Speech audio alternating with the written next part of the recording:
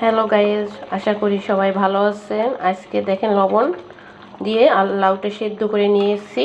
এখন উপর দিয়ে হলুদ দিয়ে দিলাম, কারণ লাউ তো সেদ্ধ না হলে হলুদ দেওয়া যায় না, তাই জন্য হলুদ দিয়ে এখন ভালোভাবে মিশিয়ে নিতে আসছি।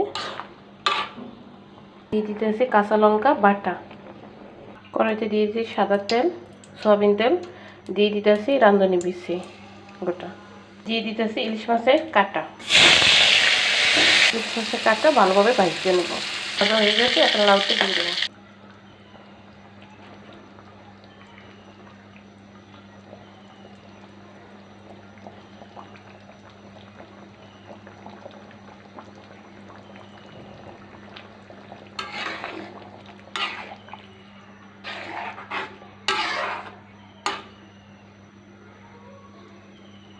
নামানোর আগে জিরার গুঁড়ো দিয়ে দিলাম 1 চামচ।